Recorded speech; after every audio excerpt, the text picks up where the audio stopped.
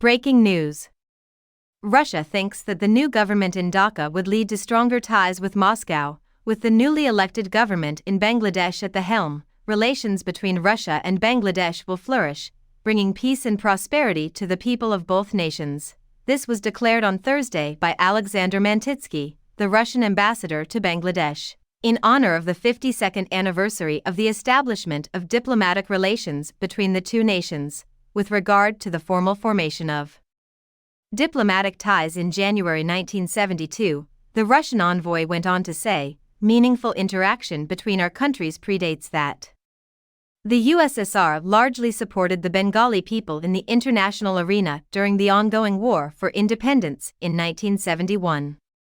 Since then, our bilateral history has witnessed numerous spectacular events, major achievements, and lovely memories throughout the past half-century.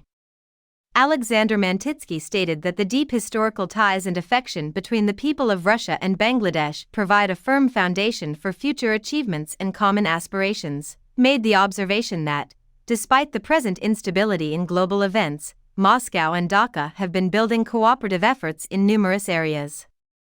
In 2023, there were several significant events in Russian-Bangladeshi relations. In September, Russian Foreign Minister Sergei Lavrov made his first-ever visit to Bangladesh.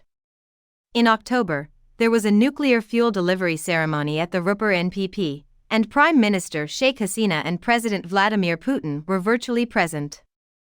In November, the Russian Pacific Fleet paid a goodwill visit to the port of Chattogram. Because of its position as a major provider of a variety of agro-industrial goods, including wheat and fertilizers, Russia plays an important role in ensuring Bangladesh's food security, as the ambassador recalled. Russia sent 2.7 million metric tons of grain to Bangladesh in 2023. Putin imposed capital controls in October, and Tuesday, the Russian administration announced that these restrictions are working as intended and that they should be prolonged. The Russian central bank also stated that the measures shouldn't be prolonged due to their moderate impact. On the same day, the present capital control regulations, which mandate the conversion of export revenues into rubles, will be lifted on April 30th.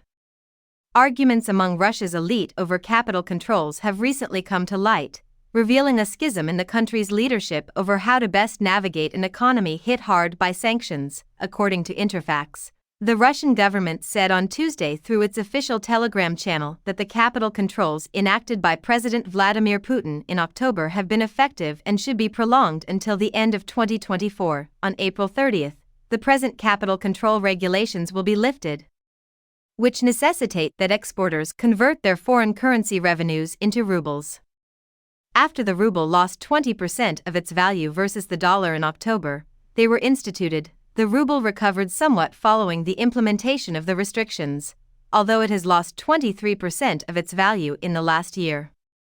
The measures have proven to be effective and have helped stabilize the domestic currency market situation by achieving a sufficient level of foreign exchange liquidity, stated First Deputy Prime Minister Andrei Belousov in the government release. As reported by Interfax, he claimed that the capital controls are helping Russia, which is plagued by sanctions, with imports, and that exporters are generally complying with them. Separately on Tuesday, Interfax reported that the Russian central bank disagreed, stating that the capital controls had a limited impact and that there is no compelling reason to prolong the required selling of foreign currency earnings. According to the central bank, the foreign exchange market was more affected by the combination of high interest rates, currently at 16%, and robust rise in export revenues.